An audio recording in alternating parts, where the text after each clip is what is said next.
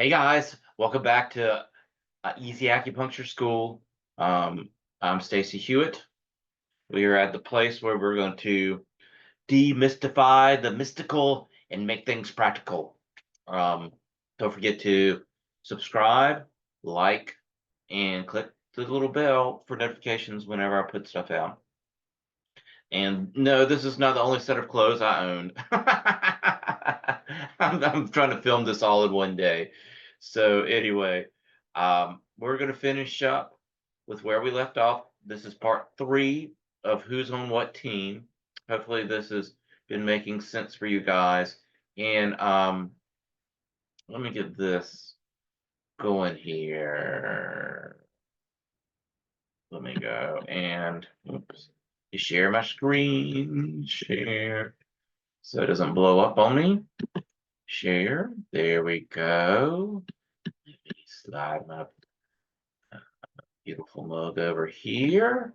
And then, hold on. This from current slide. And you know, one thing I forgot to say, has anybody told you today that you're awesome? Why do I say that? Not just because you're watching my awesome video, but what's really awesome is that you are making an effort to make yourself a better acupuncturist. Um, and with you making yourself a better acupuncturist, um, that means that you want to be good in order to help people. And helping people is really what this is all about. And that's awesome. So feel good about yourself. Anyway, let's get back. So we've got the gallbladder. Gallbladder first string.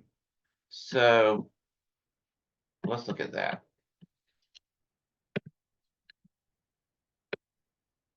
So the big thing for the gallbladder will be timidity. We talked about timidity a little bit, but that's really a big feature for the gallbladder. Lack of initiative and indecisive. So if you look at the liver, gallbladder, the wood phase, the liver is about organizing the plan, and the gallbladder is like the person that walks around with a big stick, like hitting people that aren't doing the plan. It's like, you do this plan. It's enforcing the plan. Um, so if somebody's a little timid or just, doesn't, very indecisive, look at the gallbladder.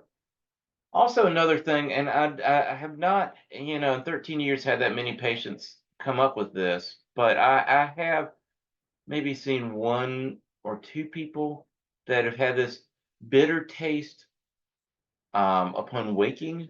That's a sign that you see, and I've seen it a couple times, but it's not that frequent. But I think that it stands out enough that it should be first string. It's kind of like a bowel, not bowel, but bile. From the South, so I have a kind of a Southern accent sometimes. So bear with me. A bile uh, kind of flavor to it, but it's usually upon waking up. So those are the two big things for the gallbladder.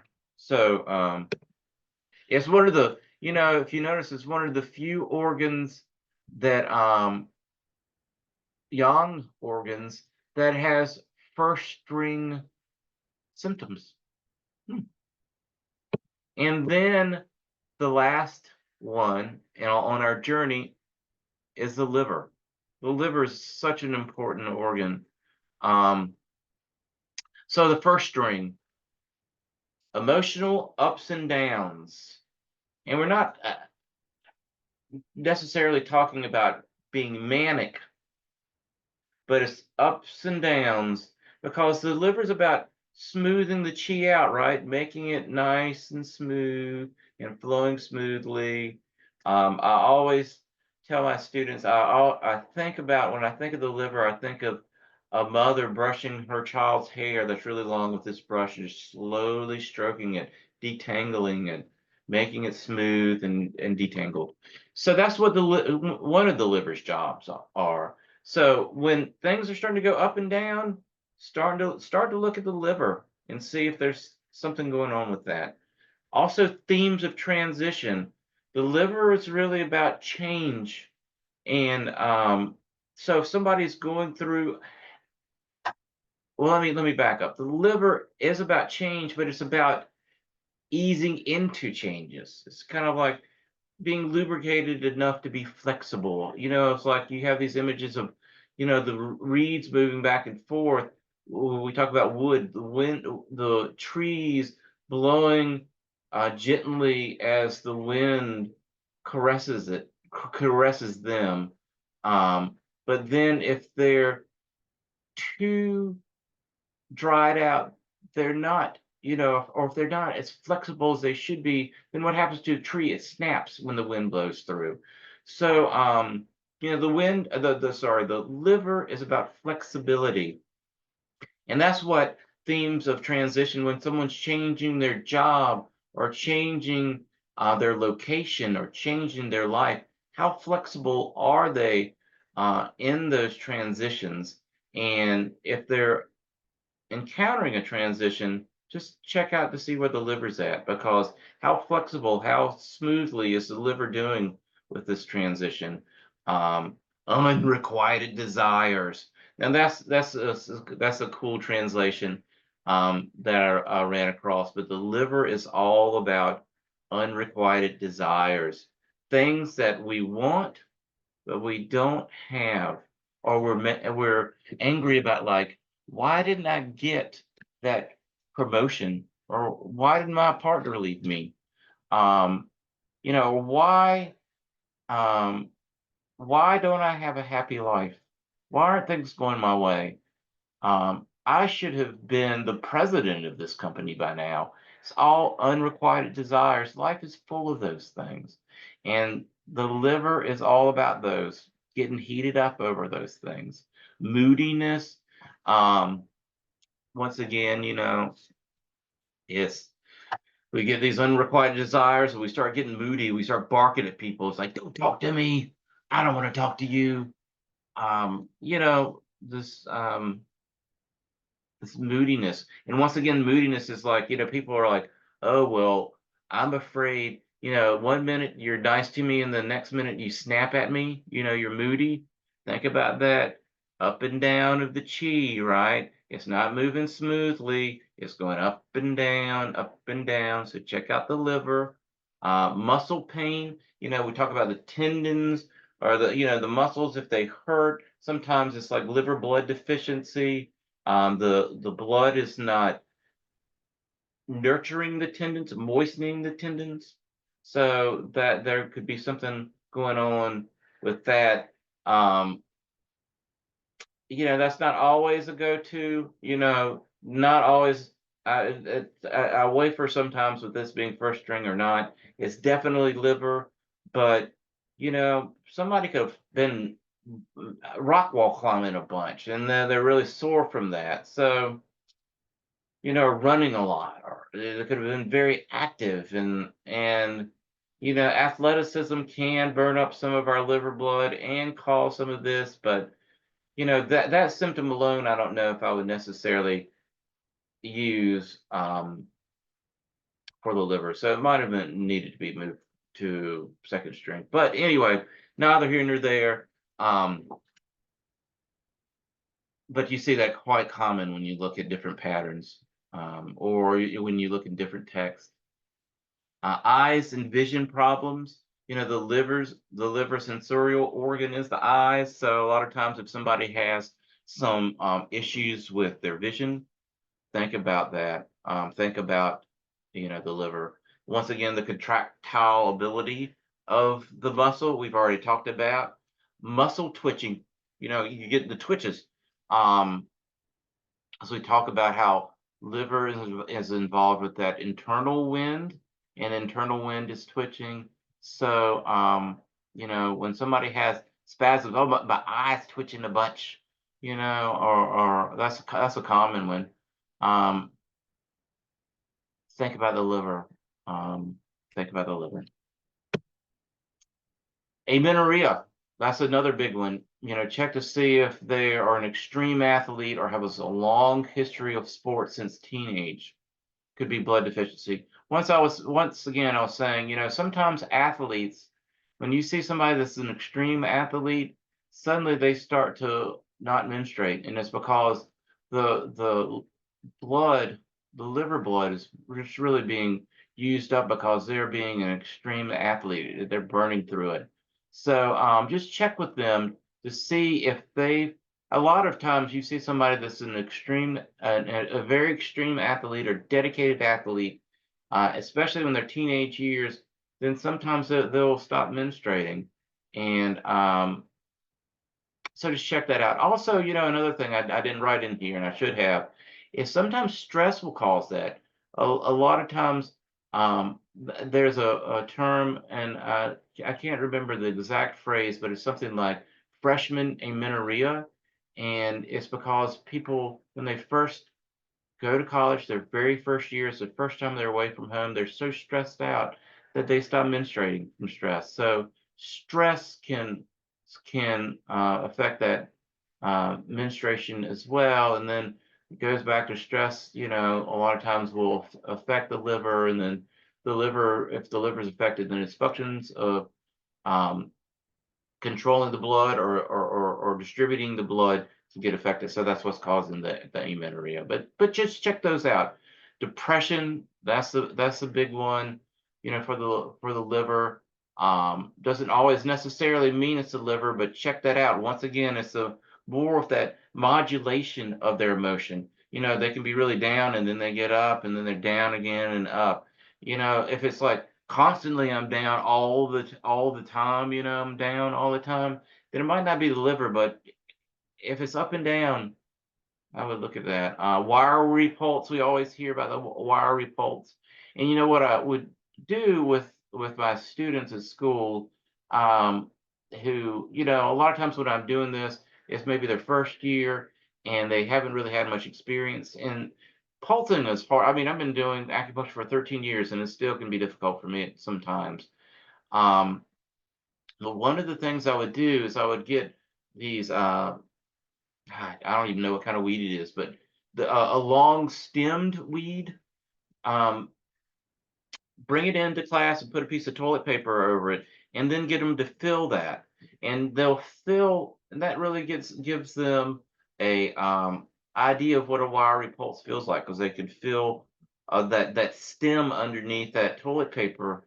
And I mean, it could be any type of paper, I guess, but they feel that, and that gives them an idea of what that stringy, that guitar string feeling kind of pulse is like. But that is, a big standout that you can really tell if the liver is tight, if that pulse is tight, it'll be at that liver position. Tendons, um, blood nourishes the tendons. It was just like what we talked about before with the muscles, the contractile ability of the muscle. So the tendons can definitely be involved with the liver. Emotional ups and downs. I mean, the liver has a lot of jobs, and so there's a lot of oh, I went the wrong way. That's why. I was like, there we go. Um, Liver bench warmers, erratic menstrual cycles. And sorry, I try not to have slides that have like paragraphs of text on there, but there was just a lot of information on here. So erratic menstrual cycles could be the spleen or kidneys because of the kidneys. They talk about how the kidney, especially kidney young, helps push the blood through, push the blood around. Spleen could be causing blood deficiency. So, but most commonly, erratic menstrual cycles are the liver. But check these other things out. Not always, but most commonly it's the liver, because you think about in Chinese medicine how the blood returns to the liver at night. The liver's involved with distributing the blood. That's one of its roles. And if the liver is distributing that blood erratically, then that could really affect people's menstruation. It can also affect fertility too. I mean, there's some other things, but um, it's primarily the distribution of the job role of distributing the blood is what the why we would look at the liver first. But don't rule out the kidneys and spleen. The other thing is pain along the hypochondrium. Now I'm going to stand up and you probably still are not going to see what I'm talking about. But think about underneath the rib cage, right along here, underneath the rib cage, people will, and this, I should have probably put this under first string because you will have, I've had more than, one. I've had quite a number of people that will talk about that discomfort underneath here. They'll say, "Oh, I'm really tight. My diaphragm's tight or something," and it's like always along through here. And check for other liver symptoms. Doesn't always mean that's going to show up, but check for liver symptoms, um, additional liver symptoms if they do have stuff along the hypochondria. Ah, here we go. The liver. This is the thief of five organs. That's something that you quite often will see in classical Chinese texts. What does that mean? So, in the Wangji Neijing, uh,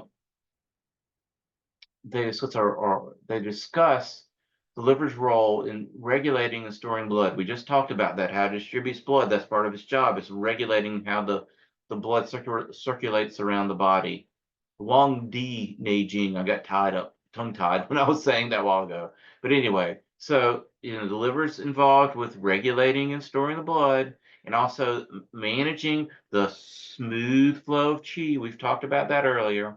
And it's sometimes referred metaphorically as being the thief of the five organs. What does that mean? What does that mean? Um, if the liver's function is disruptive, then that means qi and blood, sometimes qi, is not getting to the other organs correctly or enough for them to be healthy or be balanced. And that's why it's sometimes said that it's the thief of the five organs, because its role of distributing that blood and smoothing that qi, and making sure that qi is not stagnant, it's very important for the other organs to be healthy and be successful, and to maintain their overall health. So that's one of the reasons why it's called the thief of the five organs, because if it doesn't do that, distribute that, then they won't be healthy. There'll be problems. So it's stealing their vitality from them. That's why it's the thief. The other thing is, and then there, oh, I messed that in my picture up, sorry. But that's supposed to say, and then there is depressive heat. And that's the other reason why is the liver is called the thief of the five organs. Sorry, guys, that I messed that up. I have to correct that and move the image down so you can read the text on there. But it would say, and then there is depressive heat. What is depressive heat? In Chinese medicine, depressive heat is often, and sorry to be reading this to you, but I thought this was really kind of cool, is often associated with emotional stress, imbalance, particularly from unresolved, suppressed emotions. And then the concept of this depressive heat um, is both an emotional and physical piece and reflects how the mental state can affect the physical condition, which I think was really cool. Um, even back then, they were thinking mind and body is, one thing. That's what we always tell patients. Our mind and body is considered one thing in Chinese medicine. We can't separate the two. And with this depressive heat concept, this is what they're talking about, or not. This isn't only what they're talking about when they're talking about mind and body are not separated, but this is one very good example. So, what's the origins of depressive heat? Well, it's like emotional stress. It's like especially if it's prolonged frustration or anger. This can really make that liver like get agitated and heat up. And when that heat internally builds up from the liver, then it's going to go crazy. And the liver often starts to attack all the surrounding organs. I mean, not all of them at the same time. Usually it's just one or two, but you'll see it in, like, say, with hepatitis. You'll see sometimes people will start getting a cough. It's the liver starting to attack the lungs. When you think about IBS, and the liver will start to attack the stomach, spleen, and people will have all kinds of digestive issues, bowel movement issues. It's from the liver attacking across, and then if the liver attacks down and starts attacking, say, the large intestine, then it starts drying it out. We talked about this earlier, and they start to have constipation and hard, dry stools. It could attack the small intestine, and then you could get that borborygmi. Um, it could attack the bladder and cause some of that damp heat that's down there that causes UTIs. So it attacks a lot of different things. It can, and that's why you have to look out for it. And that's another reason why it's called the thief of the five organs, because can it will attack itself. So that's it attacks all of them. And when it starts to attack, it starts to steal the vitality of the organ that it's attacking. So that's why it's called the thief. So with diagnosis, we think about, um, how do we use all this information? Well, once again, we go back to who has the biggest team. You start to look at who has the most players on their team. Then you want to try to find what channel or phase has at least 2 to 3 first string symptoms on it. That's usually going to say, hey, this is the one that's the primary culprit. I mean, sometimes you might have, first string symptoms in different places, but you look for the one that has the most, and that's the one that you're going towards.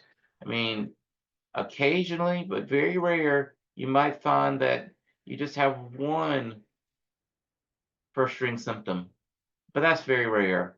And usually, if that's the case, you don't have other channels or phases that have a lot of other stuff going on. But try to find the one that has 2 to 3 first string symptoms on there. Find the one that has the most, and that's going to be the primary place to focus on. And we talked about this before. If you're more TCM oriented, then you say, okay, well, this lung channel is involved. Let me look at my patterns. Um, oops, I keep going back the wrong way. Um, yeah, but just like I said, who has the most players on their team? That's the first thing you're going to look at. And then after a few sessions, if you keep working on that phase or that channel, then a lot of times those other players on the other teams will start to disappear. Then everything will start getting better once you start working with the primary culprit that's giving someone dis-health or dis-ease, right? We don't treat Western medicine diseases, but discomfort and dis-ease. So usually the one that has the most players on their team is the primary person you need to be, or not person, but channel that you need to be focusing on. You can combine other channels. I'll have maybe a treatment video or a treatment theory video later where we can talk about that. But that's, look for who has the most players on their team. Um, then hesitate from saying a phase or channel is involved if you have only a single second string symptom. Like I said, with second string symptoms, you want to look around to see who's involved with it, or if anybody else is involved with it causing that, or if it's truly under that channel. And if you have a person that doesn't have a lot going on, and then they just have one second string symptom, ask some more questions.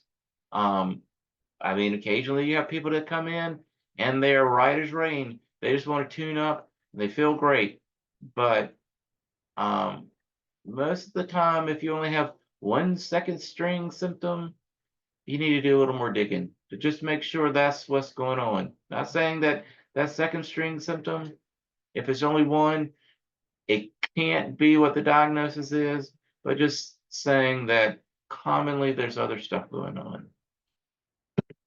Congratulations. Well, that slide shouldn't be there, but we've got um, another lecture that's going to come up. What are some of the commonly seen things in clinic pattern wise? And that'll kind of put a lot of this together. There's one before that. There's like, what flavor is your patient? Meaning, like, we'll talk more about like yin, yang, dampness, those kind of things, because once you get familiar with those, and you can, like I said, we're building steps up to a successful diagnosis. We're starting to see who's got the most players and then who's on what team. Now we're going to see what flavor our patient is coming up, and then we can kind of put all that together, snap all that together, and that's going to give you a really good diagnosis about what's going on. So once again, subscribe, like, and then click on the little bell to notify you when I come out with more stuff. I'm going to try to come up with some way to maybe a Google Drive or something to try to put these documents on, and then it'll have something like, maybe there'll be like this newsletter thing that I'm not gonna bombard you with spam. It's just gonna be probably send out, hey, I've got this other thing. I've just put another lecture out, but it'll probably have something like that, so you can get permissions to get the Google Drive. Then also, like I said, I've got in the future some CEU classes. I've got three, one on Shin, one on classical, like how to classically treat someone, and then one on, it's going to be using the 8 curious vessels on fertility for right now. Um, but that's in the future. I don't even know why I mentioned that. But anyway, hey, thanks again, guys. Thanks for being so awesome. I'm trying to point at you. Thanks for being so awesome. And thanks for watching this. And talk to you soon. Later.